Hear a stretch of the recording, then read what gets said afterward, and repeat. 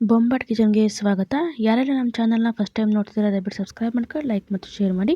ಇವತ್ತು ಮಕ್ಕಳಿಗೆ ಟಿಫನ್ನಿಗೆ ಹಾಕುವಂತಹ ಒಂದು ಲಂಚ್ ಬಾಕ್ಸ್ ರೆಸಿಪಿನ ಶೇರ್ ಮಾಡ್ತಾ ಇದ್ದೀನಿ. ತುಂಬ ಸಿಂಪಲ್ಲಾಗಿ ಮಾಡ್ಬೋದು, ಪಟ್ಟನಂಗಾಗುತ್ತೆ. ನೋಡಿ, ಇಲ್ಲಿ ನಾನು ಅರ್ಧ ಕಪ್ಪಷ್ಟು ಅವಲಕ್ಕಿ ತೊಗೊಂಡಿದ್ದೀನಿ. ನಾರ್ಮಲ್ ಅವಲಕ್ಕಿ, ನಾವು ದಪ್ಪ ಅವಲಕ್ಕಿ ಎಲ್ಲ ಮಾಡ್ತೀವಲ್ಲ ಅದೇ ಅವಲಕ್ಕಿ ತೊಗೊಂಡಿದ್ದೀನಿ. ಅದನ್ನು ನೀರು ಹಾಕಿ ಒಂದು 2ರಿಂದ 3 ಸರಿ ಚೆನ್ನಾಗಿ ತೊಳ್ಕೊಳ್ಳಿ. ನೋಡಿ, ಮತ್ತು ನೀರು ಹಾಗೇ ಬಿಡಬೇಡಿ, ನೀರೆಲ್ಲ ಬಸಿದ್ಬಿಟ್ಟು ನೋಡಿ ಒಂದು 2-3 ಸರಿ ತೊಳ್ಕೊಳ್ಳಿ ನೀವು ಚೆನ್ನಾಗಿ. ನಾನು 3 ಸರಿ ತೊಳ್ಕೊಂಬರ್ತೀನಿ. ನೋಡಿ, ಒಂದು 3 ಸರಿ ತೊಳೆದಾದ್ಮೇಲೆ ಇದಕ್ಕೆ ಸ್ವಲ್ಪ ನೀರನ್ನು ಹಾಕಿ ಅಂದರೆ 3ರಿಂದ 4 ಚಮಚ ಹಾಕಿ ಸಾಕು. ಹಾಗೆ ಬಿಡಿ, ಪಕ್ಕದಲ್ಲಿಡಿ. ನಂತರ ಮತ್ತೊಂದು ಬೌಲ್ ತೊಗೊಂಡಿದ್ದೀನಿ. ಇಲ್ಲಿ ನಾನು ಮೀಡಿಯಮ್ ರವೆ ತೊಗೊಂಡಿದ್ದೀವಿ, ಏನು ಉಪ್ಪಿಟ್ಟಿಗೆಲ್ಲ ಉಪಯೋಗಿಸ್ತೀವಲ್ಲ ಅದೇ. ಇಲ್ಲಿ ನೀವು ಚಿರೋಟಿ ರವೆ ಕೂಡ ತಗೋಬೋದು. ಇಲ್ಲಿ ನೋಡಿ, ಇಲ್ಲಿ 1/3 ಕಪ್ಪಷ್ಟು ನಾನು ರವೆನ ತೊಗೊಂಡಿದ್ದೀನಿ, ಮೀಡಿಯಮ್ ರವೆನ ತೊಗೊಂಡಿದ್ದೀನಿ. ನಂತರ ಇಲ್ಲಿ 1/4 ಕಪ್ಪಷ್ಟು ನಾನು ಮೊಸರನ್ನ ಹಾಕ್ತಾಯಿದ್ದೀನಿ. ಇದು ನಾರ್ಮಲ್ ಹುಳಿ ಇದೆ, ತುಂಬ ಹುಳಿ ಇದೆ ಮೊಸರು ಅಂದರೆ ಸ್ವಲ್ಪ ಕಡಿಮೆ ಹಾಕ್ಕೊಳ್ಳಿ. ನಂತರ ಎರಡನ್ನೂ ಮಿಕ್ಸ್ ಮಾಡ್ಕೊಳ್ಳೋಣ. ನಿಮಗೆ ಈಗ ಸ್ವಲ್ಪ ಕಲಸುವಾಗ ಗಟ್ಟಿ ಅನಿಸಿದರೆ ಸ್ವಲ್ಪ ನೀರನ್ನು ಆ್ಯಡ್ ಮಾಡ್ಕೊಳ್ಳಿ. ನನಗೆ ಸ್ವಲ್ಪ ಗಟ್ಟಿ ಅನ್ನಿಸ್ತು, ಮತ್ತು ನಾನು ನೀರನ್ನು ಕೂಡ ಆ್ಯಡ್ ಮಾಡಿದ್ದೀನಿ. ಜಾಸ್ತಿ ಬೇಡ, 1-2 ಸ್ಪೂನ್ ಅಥವಾ 3 ಸ್ಪೂನ್ ಹಾಕಿದರೆ ಸಾಕಾಗುತ್ತೆ. ನೋಡಿ, ಕಲಿಸುವಾಗ ಸ್ವಲ್ಪ ಗಟ್ಟಿ ಅನ್ನಿಸ್ತು, ನಾನು ಸ್ವಲ್ಪ ನೀರನ್ನ ಆ್ಯಡ್ ಮಾಡ್ತೀನಿ. ಮೊಸರು ಹಾಕಿದ್ನಲ್ಲ ಅದೇ ಒಂದು ಕಪ್ಪಲ್ಲಿ ಸ್ವಲ್ಪ ನೀರನ್ನು ಹಾಕಿ ನಾನು ಇದಕ್ಕೆ ಹಾಕ್ತಾಯಿದ್ದೀನಿ. ನೋಡಿ, ಮತ್ತು ಚೆನ್ನಾಗಿ ಕಲಸಿ ಇದನ್ನು ಕಲಿಸ್ಬಿಟ್ಟು ಒಂದು 10 ನಿಮಿಷಗಳ ಕಾಲ ಹೀಗೆ ಇಡಬೇಕು. ಅದನ್ನು 10 ನಿಮಿಷ ಆಗಲಿ. ನೋಡಿ, ಚೆನ್ನಾಗಿ ಮಿಕ್ಸ್ ಆದಮೇಲೆ ಇದನ್ನು 10 ನಿಮಿಷ ಕಾಲ ಇದನ್ನು ಸ್ವಲ್ಪ ನಮಗೆ ರವೆ ಎಲ್ಲ ಮೊಸರನ್ನ ಚೆನ್ನಾಗಿ ಹೀರ್ಕೋಬೇಕು, ಅಲ್ಲಿವರೆಗೆ 10 ನಿಮಿಷ ಇದನ್ನು ಹೊರಗಡೆ ಇಡೋಣ. ನೋಡಿ, 10 ನಿಮಿಷ ಆದಮೇಲೆ ನೋಡಿ ಅವಲಕ್ಕಿ ಕೂಡ ಮೆತ್ತಗಾಗಿದೆ. ಹಾಗೂ ನಮ್ಮ ರವೆ ಮತ್ತು ನಾವೇನು ಮೊಸರು ಹಾಕಿದ್ವಲ್ಲ ಅದನ್ನು ಕೂಡ ಚೆನ್ನಾಗಿ ಮಿಕ್ಸ್ ಆಗಿದೆ. ಈಗ ನಾನು ಅವಲಕ್ಕಿ ಒಳಗೆ ಈ ರವೆದು ಮಿಕ್ಸ್ಚರ್ನ ಹಾಕ್ತಾಯಿದ್ದೀನಿ. ನೋಡಿ, ಇದಕ್ಕೆ ಬೇಕಾದರೆ ನೀವು ಬೇರೆ ಬೇರೆ ತರಕಾರಿಗಳನ್ನು ಕಟ್ ಮಾಡ್ಕೊಂಡು ಸಣ್ಣದಾಗಿ ಹಾಕ್ಬೋದು, ತುಂಬ ಚೆನ್ನಾಗಿರುತ್ತೆ. ಅಂದರೆ ಕ್ಯಾಪ್ಸಿಕಮ್ಮು, ಬೀನ್ಸು ಎಲ್ಲ ಹಾಕ್ಬೋದು, ಚೆನ್ನಾಗಿರುತ್ತೆ. ನಂತರ ನಾನು ಸ್ವಲ್ಪ ಉಪ್ಪನ್ನು ಹಾಕಿದ್ದೀನಿ, ಮತ್ತು ಒಂದು 1/4 ಟೀ ಸ್ಪೂನಷ್ಟು ನಾನು ಜೀರಿಗೆ ಪೌಡ್ರನ್ನ ಅಂದರೆ ಹಾಕ್ತೀನಿ, ತರಿಯಾಗಿ ಪೌಡ್ರ್ ಮಾಡಿದಿರೋದು. ನಂತರ ಸ್ವಲ್ಪ ಕೊತ್ತಂಬರಿ ಸೊಪ್ಪು ಹಾಕಿದ್ದೀನಿ. ಬೇಕು ಅನ್ನೋರು ಚಿಲ್ಲಿ ಫ್ಲೆಕ್ಸು ಅಥವಾ ಸಣ್ಣದಾಗಿ ಕಟ್ ಮಾಡಿರುವಂತಹ ಹಸಿಮೆಣ್ಸಿನ್ಕಾಯಿ, ಏನು ತರಕಾರಿ ಬೇಕಾದರೂ ಹಾಕ್ಕೋಬೋದು, ಇಷ್ಟ ಆಗುವಂಥದ್ದು. ಈಗ ಚೆನ್ನಾಗಿ ಇದನ್ನು ಕಲಿಸ್ಕೋಬೇಕು. ನಾನು ಕೈಯಲ್ಲೇ ಕಲಿಸ್ಕೊಳ್ತಾ ಇದ್ದೀನಿ. ನೋಡಿ, ನಾವು ಇಲ್ಲಿ ಅವಲಕ್ಕಿನ ನೆನೆಸಿರೋದ್ರಿಂದ ನಮಗೆ ಚೆನ್ನಾಗಿ ಇದು ಮೆತ್ತಗಾಗುತ್ತೆ, ನಮಗೆ ಮಧ್ಯದಲ್ಲಿ ದಪ್ಪನಾಗಿ ಸಿಗೋದಿಲ್ಲ. ಯಾಕಂದರೆ ಚೆನ್ನಾಗಿ ನೆಂದಿದೆ ಅವಲಕ್ಕಿ. ನೋಡಿ, ಇದನ್ನು ಒಂದು ಚಪಾತಿ ಹಿಟ್ಟು ಥರ ಇದನ್ನು ಕಲಿಸ್ಕೊಳ್ತಾ ಇದ್ದೀನಿ. ನಾವು ಕಲಿಸುವಾಗ ಎಲ್ಲ ನಮಗೆ ಮಿಕ್ಸ್ಚರ್ ಅದು ಕರೆಕ್ಟಾಗಿ ಆಗುತ್ತೆ, ನಮಗೇನು ಅವಲಕ್ಕಿ ಸಿಗೋದಿಲ್ಲ ಮಧ್ಯದಲ್ಲಿ. ನೋಡಿ, ಅವಲಕ್ಕಿ ಎಲ್ಲ ಚೆನ್ನಾಗಿ ಹಿಟ್ಟು ಥರ ಆಗಿಬಿಟ್ಟಿದೆ. ಈಗ ನಾನು ಇಡ್ಲಿ ಪಾತ್ರೆನಲ್ಲೇ ಉಪಯೋಗಿಸ್ಕೊಳ್ತಾ ಇದ್ದೀನಿ. ನೀವು ಬೇರೆ ಸ್ಟೀಮರ್ ಇತ್ತು ಅಂದರೆ ಅದ್ರಲ್ಲಿ ಬೇಕಾದ್ರೆ ಮಾಡ್ಕೋಬೋದು. ಒಂದು ಸ್ವಲ್ಪ ಕೈಗೆ ಎಣ್ಣೆ ಹಚ್ಕೊಂಡು ಈಗ ಸಣ್ಣ ಉಂಡೆಗಳು ಮಾಡಿಕೊಂಡು ಸ್ವಲ್ಪ ಪ್ರೆಸ್ ಮಾಡ್ಕೊಳ್ತಾ ಇದ್ದೀನಿ. ನೋಡಿ, ಈ ರೀತಿ ಪ್ರೆಸ್ ಮಾಡ್ಕೊಂಡು ಇದನ್ನು ನಾವು ಸ್ಟೀಮ್ ಮಾಡಬೇಕಾಗುತ್ತೆ. ನಾನು ಇಡ್ಲಿ ಇದರಲ್ಲೇ ಇಡ್ತಾಯಿದ್ದೀನಿ.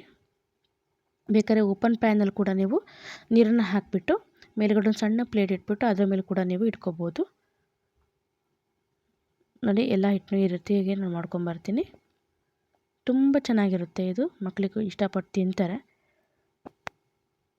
ಬೇಕಾದರೆ ಇದಕ್ಕೆ ದೊಡ್ಡವರು ಕೂಡ ಇದನ್ನು ಆರಾಮಾಗಿ ತಿನ್ಕೋಬೋದು. ಎಲ್ಲರೂ ಹೊರಗಡೆ ಹೋಗ್ತಿದ್ದೀರ ಅಂದರೆ ಇದನ್ನು ಬಾಕ್ಸಲ್ಲಿ ಕೂಡ ಹಾಕೊಂಡು ತೊಗೊಂಡು ಹೋಗ್ಬೋದು, ತುಂಬ ಚೆನ್ನಾಗಿರುತ್ತೆ. ನೋಡಿ, ಎಲ್ಲ ಮಾಡ್ಕೊಂಬಂದಿದ್ದೀನಿ. ನೋಡಿ, ಎಲ್ಲ ಆಗಿದೆ. ನಂತರ ನಾನು ನೀರನ್ನು ಕೂಡ ಕಾಯಕ್ಕೆ ಇಟ್ಟಿದ್ದೆ ಇಲ್ಲಿ ಇಡ್ಲಿ ಸ್ಟ್ಯಾಂಡ್ ಪಾತ್ರೆಯಲ್ಲೇ. ನಂತರ ನೋಡಿ, ಈ ಪ್ಲೇಟ್ಸ್ನ ಈ ರೀತಿಯಾಗಿ ಇಡ್ತಾಯಿದ್ದೀನಿ. ಮಾಮೂಲಿ ನೀವು ಇಡ್ಲಿ ಹೇಗೆ ಮಾಡ್ತೀರೋ ಅದೇ ರೀತಿ. ಇಲ್ಲಿ ನಾವು ಎಷ್ಟು ಜಾಸ್ತಿ ಬೇಯಿಸಬಾರ್ದು, ಇದನ್ನು ಒಂದು 7ರಿಂದ 8 ನಿಮಿಷ ಅಷ್ಟೇ, ಜಾಸ್ತಿ ಬೇಡ. ನೋಡಿ, ಒಂದು 8 ನಿಮಿಷ ಆಗಿದೆ. ಈಗ ಓಪನ್ ಮಾಡ್ತೀನಿ. ನೋಡಿ, ಕರೆಕ್ಟಾಗಿ ಬೆಂದಿದೆ. ಮತ್ತೊಂದು ಸರಿ ನೀವು ಟೇಸ್ಟ್ ಮಾಡ್ಕೊಳ್ಳಿ, ಒಂದು ಫೋರ್ಕ್ನ ಸಹಾಯದಿಂದ ಅಥವಾ ಯಾವುದಾದ್ರು ಕಡ್ಡಿಗಳ ಸಹಾಯದಿಂದ ಚುಚ್ಚಿ ನೋಡ್ಕೊಳ್ಳಿ. ಹಿಟ್ಟು ಚಮಚಕ್ಕೆ ಹತ್ತಲಿಲ್ಲ ಅಂದರೆ ಚೆಂದಾಗಿ ಬೆಂದಿದೆ ಅಂತ. ನಂತರ ಇದನ್ನು ಕೆಳಗೆ ಇಳಿಸ್ತೀನಿ. ನೋಡಿ, ತುಂಬ ಬಿಸಿ ಇದೆ. ಎಷ್ಟು ಚೆನ್ನಾಗಿ ಬಂದಿದೆ ಅಂದರೆ ಘಮ್ ಅಂತ ಪರಿಮಳ ಕೂಡ ಬರ್ತಾ ಇದೆ. ನಾನು ಎಲ್ಲನೂ ಒಂದು ಟಿಕ್ಕನ್ನು ಇದೇ ರೀತಿ ತೊಗೊಂಬರ್ತೀನಿ. ಡಿಫ್ರೆಂಟಾಗಿರುತ್ತೆ ಮಕ್ಕಳಿಗೆ ಈ ರೀತಿ ಮಾಡೋದ್ರಿಂದ. ತರಕಾರಿ ಹಾಕಿದ್ರೆ ಇನ್ನೂ ಕಲರ್ಫುಲ್ಲಾಗಿ ಬರುತ್ತೆ. ನೋಡಿ ನಾನು ನಿಮಗೆ ಪ್ರೆಸ್ ಮಾಡಿ ಕೂಡ ತೋರಿಸ್ತೀನಿ ಯಾವ ರೀತಿಯಾಗಿ ಮೆತ್ತಗೆ ಫ್ಲಫಿಯಾಗಿ ಬಂದಿದೆ ಅಂತ. ನೋಡಿ ಈ ರೀತಿಯಾಗಿ ರೆಡಿಯಾಗಿದೆ. ಇದಕ್ಕೆ ಸಣ್ಣದಾಗಿ ಒಂದು ಒಗ್ಗರಣೆ ಹಾಕೋಣ, ಇನ್ನೂ ಟೇಸ್ಟ್ ತುಂಬ ಚೆನ್ನಾಗಿ ಕೊಡುತ್ತೆ. ನಂತರ ಒಂದು ಪ್ಯಾನ್ ಇಟ್ಕೊಂಡಿದ್ದೀನಿ. ಈ ಎಣ್ಣೆ ಜಾಗದಲ್ಲಿ ನೀವು ಇದರಲ್ಲಿ ತುಪ್ಪ ಬೇಕಾದ್ರೂ ಯೂಸ್ ಮಾಡ್ಕೋಬೋದು. ನಾನು ಕೊಬ್ಬರಿ ಎಣ್ಣೆ ಹಾಕಿದ್ದೀನಿ. ಒಂದು 2ರಿಂದ 3 ಟೇಬಲ್ ಸ್ಪೂನಷ್ಟು ಕೊಬ್ಬರಿ ಎಣ್ಣೆ ಯೂಸ್ ಮಾಡ್ಕೊಂಡಿದ್ದೀನಿ. ನೀವು ತುಪ್ಪದಲ್ಲಿ ಕೂಡ ಮಾಡ್ಕೋಬೋದು. ಎಣ್ಣೆ ಬಿಸಿ ಆದಮೇಲೆ ಇದಕ್ಕೆ ಒಂದು 1/4 ಚಮಚದಷ್ಟು ಇದಕ್ಕೆ ಸಾಸಿವೆನ ಹಾಕ್ತಾಯಿದ್ದೀನಿ. ಸಾಸಿವೆ, ಒಂದು 1/4 ಟೀ ಸ್ಪೂನಷ್ಟು ಜೀರಿಗೆ, ಬೇಕಾದರೆ ಇಂಗು ಬೇಕಾದ್ರೆ ನೀವು ಹಾಕ್ಕೋಬೋದು. ಮತ್ತು ಕಾಳು ಮೆಣಸಿನ ಪುಡಿ, ಚಿಲ್ಲಿ ಫ್ಲೆಕ್ಸ್ ಏನಾರು ಬೇಕಾದ್ರೂ ಹಾಕ್ಕೋಬೋದು. ನಂತರ ಒಂದು ಸ್ವಲ್ಪ ಇಲ್ಲಿ ಬಿಳಿ ಎಳ್ಳನ್ನು ಹಾಕಿದ್ದೀನಿ. ತುಂಬ ಟೇಸ್ಟ್ ಕೊಡುತ್ತೆ ಹಾಗೂ ಒಂಥರ ಚೆನ್ನಾಗಿ ಕಾಣುತ್ತೆ. ನಂತರ ಇಲ್ಲಿ ಕರಿಬೇವು ಸೊಪ್ಪನ್ನು ಹಾಕ್ಕೊಂಡಿದ್ದೀನಿ. ಜೊತೆಗೆ ಬೇಕಾದ್ರೆ ಇಲ್ಲಿ ನೀವು ಕೊತ್ತಂಬರಿ ಸೊಪ್ಪನ್ನು ಕೂಡ ಹಾಕ್ಕೋಬೋದು. ಮತ್ತು ಅರಿಶಿನ ಹಾಕ್ಕೋಬೋದು, ಚೆನ್ನಾಗಿರುತ್ತೆ. ನಂತರ ನಾವು ಬೇಯಿಸಿದ್ವಲ್ಲ ಟಿಕ್ಕನ ಇದಕ್ಕೆ ಹಾಕೋಣ. ರವೆ ಟಿಕ್ಕ ಹಾಕೋಣ. ಇದಕ್ಕೆ ಹಾಕಿಬಿಟ್ಟು ಚೆನ್ನಾಗಿ ಮಿಕ್ಸ್ ಮಾಡ್ಕೊಳ್ಳೋಣ. ಇದಕ್ಕೆ ನಾನಿಲ್ಲಿ ಖಾರನ ಯೂಸ್ ಮಾಡ್ತಾ ಇಲ್ಲ, ಏನೂ ಖಾರ ಹಾಕಿಲ್ಲ. ಬೇಕು ಅನ್ನೋರು ಖಾರದ ಪುಡಿ ಬೇಕಾದರೂ ಹಾಕ್ಕೋಬೋದು. ಮತ್ತು ಹೇಳ್ದಂಗೆ ನಾವು ಫಸ್ಟಿಗೆ ಇಲ್ಲಿ ನಾವು ಆ್ಯಡ್ ಮಾಡಿದ್ವಲ್ಲ ಹಿಟ್ಟನ್ನು, ಅಲ್ಲಿ ನೀವು ಸಣ್ಣದಾಗಿ ಕಟ್ ಮಾಡಿರುವಂತಹ ಮೆಣಸಿನ್ಕಾಯಿ ಬೇಕಾದರೆ ಹಾಕ್ಬೋದು. ನಿಮಗೆ ಎಣ್ಣೆ ಜಾಸ್ತಿ ಅನ್ನಿಸ್ತಾ ಇರ್ಬೋದು, ಅಷ್ಟೇ ಇಟ್ಕೊಳ್ಳೋದಿಲ್ಲ. ನಾವು ಇದು ರೆಡಿ ಆದಮೇಲೆ ಒಂದು ಪ್ಲೇಟಿಗೆ ತೆಗೆದಿಟ್ಬಿಟ್ರೆ ಕೆಳಗಡೆ ಎಣ್ಣೆ ಹಾಗೆ ಉಳ್ಕೊಳ್ಳುತ್ತೆ, ಏನು ತೊಂದರೆ ಇಲ್ಲ. ಮತ್ತು ನಾನಿಲ್ಲಿ ಯೂಸ್ ಮಾಡಿರುವಂಥದ್ದು ಕೊಬ್ಬರಿ ಎಣ್ಣೆ.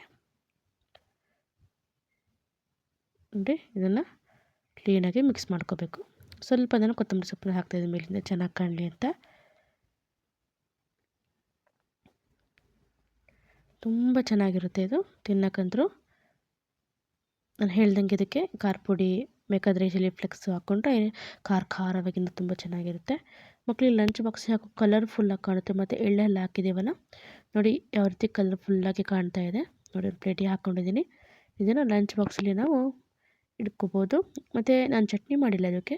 ಚಟ್ನಿಯಲ್ಲಿ ತಿಂದರೂ ತುಂಬ ಚೆನ್ನಾಗಿರುತ್ತೆ. ನಾವು ಇಡ್ಲಿ ಹೇಗೆ ತಿಂತೀವೋ ಅದೇ ರೀತಿ, ಅದಕ್ಕಿಂತ ಡಬಲ್ ಟೇಸ್ಟ್ ಇರುತ್ತೆ ಇದು ಚಟ್ನಿ. ನಾವು ಕೆಂಪು ಚಟ್ನಿ ಅಥವಾ ಗ್ರೀನ್ ಚಟ್ನಿ ಬೇಕಾದ್ರೂ ಮಾಡ್ಕೋಬೋದು. ನೋಡಿ ಈ ರೀತಿಯಾಗಿ ಮಕ್ಕಳಿಗೆ ಸಿಂಪಲ್ಲಾಗಿ ಒಂದು ಲಂಚ್ ಬಾಕ್ಸ್ನ ರೆಡಿ ಮಾಡ್ಬೋದು. ಹಾಗೂ ನಮ್ಮ ಚಾನಲ್ ಯಾರು ನೋಡ್ತಿರೋ ಬಿಟ್ಟು ಸಬ್ಸ್ಕ್ರೈಬ್ ಮಾಡ್ಕೊಳ್ಳಿ, ಲೈಕ್ ಮತ್ತು ಶೇರ್ ಮಾಡಿ. ತುಂಬ ವೀಡಿಯೋಗಳನ್ನು ಹಾಕಿದ್ದೀನಿ, ವೆಜ್ ನಾನ್ ವೆಜ್ ಎಲ್ಲ ಹಾಕಿದ್ದೀನಿ. ಇಷ್ಟ ಆದರೆ ನೋಡ್ತಾಯಿರಿ, ಲೈಕ್ ಮಾಡ್ತಾಯಿರಿ. ನಮ್ಮ ವೀಡಿಯೋ ನೋಡಿದ್ದಕ್ಕೆ ಧನ್ಯವಾದಗಳು. ಬಾಯ್ ಬಾಯ್.